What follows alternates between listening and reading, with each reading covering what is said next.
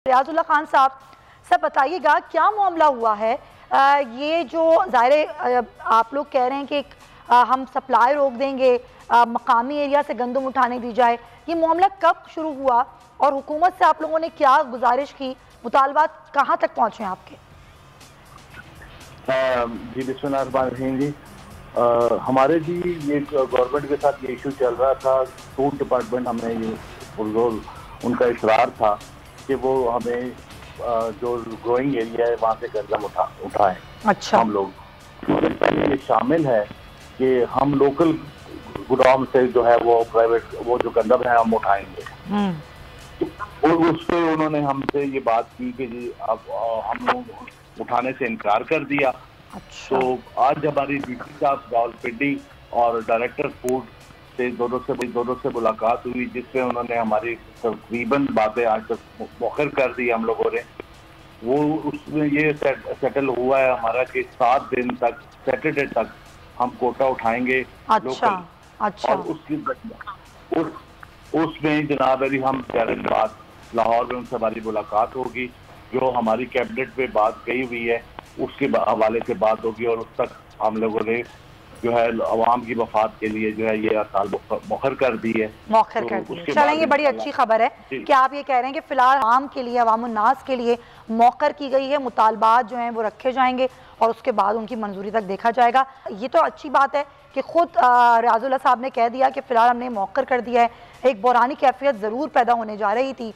मुल्क में गैस का बहरान, आटे का बहरान, चीनी का बहरान, हम किस बहरानी कैफियत में हमें हुकूमत लेके जा रही है।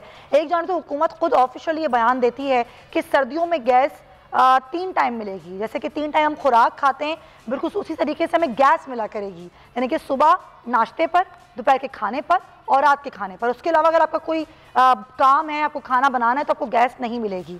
फिर चीनी, जिसकी कीमत के तयन के हवाले से अभी तक सूरत हाल जो है वो आधी आधी है, क्योंकि कहीं हम देख रहे हैं कि इस बहरान पर काबू पा लिया गया है, चीनी की कीमत का एक तयन कर दिया गया है, क्योंकि जो खपत थी वो कम हुई, ज़रूरत ज़्यादा थी, वही सूरत हाल थी जो कि और चीज़ों में हमने देखी। इम्पोर्ट जो थी वो लेट शुरू हुई, जिसकी वजह से सारा मामला हुआ। तो चीनी की सूरत हाल क्या है, ज़रा इस पर भी हम देखते हैं, क्योंकि मुल्क में जो चीनी की कीमतें थीं वो आसमान को छूने लग गई हैं। 3 साल कबल की ज़रा बात करूँ 2018 को, तो चीनी 55 रुपये फ़ी किलो थी और अब यही चीनी 150 से 160 रुपये किलो तक फ़रोख्त हो रही है।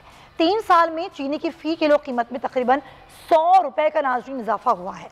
इजाफे ने मीठी चीनी को आवाम के लिए जहर बना दिया है। मुल्क में मजमूई तौर पर सालाना 60 लाख टन चीनी इस्तेमाल होती है। सालाना चीनी को 91 शुगर मिल्स में तैयार किया जाता है। चीनी की फ़ी कस खपत में मुसलसल इजाफा हो रहा है।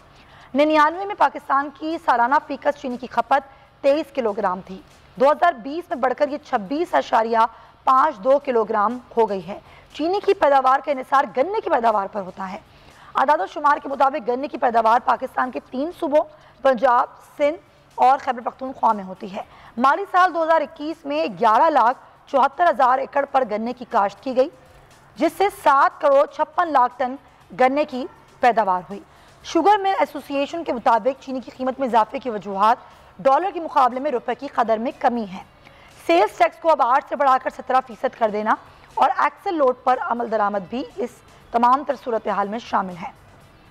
आर्मी मंडी में चीनी के महंगे दामों को भी पाकिस्तान में महंगी चीनी का जिम्मेदार ठहराया जाता है। आर्मी मंडी में चीनी की कीमत जो है वो 334.53 डॉलर फ़ी टन थी, जबकि 2020 में हमने देखा कि 362.34 डॉलर फ़ी टन ये कीमत रही है। इंपोर्ट लेट करना, गन्ने की काश्त के बाद जो क्रशिंग थी वो लेट होना, फिर क्रशिंग के बाद चीनी जो थी वो कम बनना, ये बहुत सारी वजूहात थी जिसकी बिना पर ये सारी सूरत हाल हुई। लगारी साहब, पहले आटे की बहरानी कैफियत चलें, उस पर तो अभी उन्होंने बता दिया कि हमने फ़िलहाल ये जो हमारी हड़ताल थी उसको हमने मौखर कर दिया है, लेकिन उसके बावजूद आटा महंगे दामों बिक रहा है। चीनी की कीमत भी आउट ऑफ कंट्रोल हो गई है। हुकूमत कहती है कि 90 और 100 रुपये किलो चीनी है, दस्तियाब है, लेकिन उसका जायका वो नहीं है। ज़्यादा भी चीनी डालो तो वो जायका वो नहीं आता। हम किस तरफ जा रहे हैं आखिर? देखिए, एक तो ये है कि वज़ीर आज़म ने फसल के आते ही कहा था कि इस बार बम्पर क्रॉप और तारीख़ की सबसे बड़ी फसल इनको हासिल हुई थी। तो इन्होंने क्या किया कि वो फसल हमारी बजाय इसके कि ज़ख़ीरा करते अपने लोगों के लिए, इन्होंने एक्सपोर्ट करनी शुरू कर दी ताकि ये लोगों को दिखाएं कि जनाब हमारी एक्सपोर्ट्स बढ़ रही हैं। अच्छा, उसके लिए मैनेजमेंट की जाती है। एक्सपोर्ट्स के लिए भी ये तरीक़ाकार नहीं है कि एक चीज़ आपके पास है नहीं है और आपके पास अपने इस्तेमाल के लिए चीज़ें हैं नहीं और आप एक्सपोर्ट करने लगे हुए हैं। अच्छा, अब ज़रूरत पड़ी है दोबारा, चूँकि बहरान पैदा हो रहा है तो इम्पोर्ट करना शुरू कर दी। इम्पोर्ट करने के लिए जो आटा लाया गया है, जो गंदम लाई गई, वो इतनी गैर मयारी है कि लोग खा नहीं सकते हैं। और ये शिकायतें इब्तदा में इस्लामाबाद से आई थी, फिर पेशावर से आई थी, फिर दूसरे शहरों से आई थी कि आटा नाकिस है। एक तो ये कि अपना खालिस अच्छा और मयारी आटा जो है आपने बेच दिया, सही, आपने कुछ डॉलर हासिल कर लिए। और फ़ायदा क्या हुआ? फ़ायदा गया है एक्सपोर्ट बढ़ाने के नाम पर सब्सिडी जो है वो जाती है एक्सपोर्टर्स को और प्रोड्यूसर को।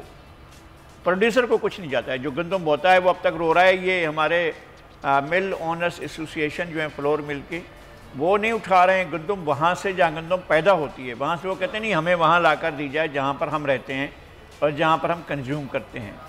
अब वो जो पहले लाई जाती थी, इसलिए लाई जाती थी कि रेट्स ये नहीं थे आपके पेट्रोल के और डीजल के और गाड़ियों की ट्रांसपोर्टेशन के रेट्स जो हैं अब तो आसमान पर। आपको पता है जब ये हुकूमत आई थी तो 1000 रुपये में 14 लीटर तेल मिलता था, पेट्रोल मिलता था जी। अब वो 1400 में भी 7 लीटर पे मुश्किल से मिलता है। बहुत मुश्किल है वो, बहुत 1000 में 7 लीटर भी नहीं मिलता है मेरे ख्याल में, उससे भी कम हो रहा है जी। तो ऐसी सूरत हाल में जब ये महंगाई की सूरत हाल ये है, पेट्रोल डीजल की कीमतें बढ़ गई हैं तो उसकी ट्रांसपोर्टेशन बढ़ गई है। वो जो कह रहे थे उनकी बात भी ठीक है, लेकिन जहाँ गंदम मौजूद है वहाँ गंदम वो खुद महंगी कीमत पर ट्रांसपोर्टेशन करके जब वहाँ पहुँचेगा तो फिर वो सरकारी नर्ख पर गंदम कैसे दे सकेगा? ज़ाहिर है वो कीमत उसकी बढ़ जाएगी और हो भी कुछ इसे। सर आपने बिल्कुल ठीक कहा, और कुछ चीनी का भी यही मामला है। तो ज़रा चीनी के मामले बात कर लेते हैं। हमें ज्वाइन कर रहे हैं चौधरी मोहम्मद असलम साहब, चेयरमैन हैं पंजाब शुगर मिल एसोसिएशन के। बहुत शुक्रिया आपके वक्त का। चौधरी साहब बताइएगा क्या वजह हुई, ये क्यों बहरानी कैफियत पैदा हुई? क्रशिंग लेट शुरू हुई थी या फिर क्या मामला था? नहीं, वजह तो साफगार है, चीनी शार्ट थी शुरू में ही। प्रोडक्शन जितनी हुई थी हमारी रिक्वायरमेंट से कम थी और जिसकी वजह से हमने गवर्नमेंट को कहा कि जी आप चीनी इंपोर्ट कर लें क्योंकि चीनी शार्ट है। चीनी इंपोर्ट होते होते देर लग गई, उसके फिर प्राइसेस इतनी बढ़ गई, इंटरनेशनल प्राइसेस बढ़ गई, $600 पे पहुंच गई प्राइस ना। तो वो लगा के अब जब माल 6 लाख टन चाहिए था तो अब 3 लाख टन इम्पोर्ट किया, वो अभी तक आ रही है। इस वजह से शार्टेज होगी, शार्टेज की वजह से मार्केट में ये बहरान पैदा हुआ। अब खैर मिलें चल गई है, दोबारा सीजन शुरू हो गया है तो अब वो सारी प्राइस तो डाउन हो गई, कुछ 45 रुपीज प्राइस कम हो गई। अब तो 100 रुपए की प्राइस 3-4 डेज में ये प्राइस में अगर 90 रुपए। होता क्या है?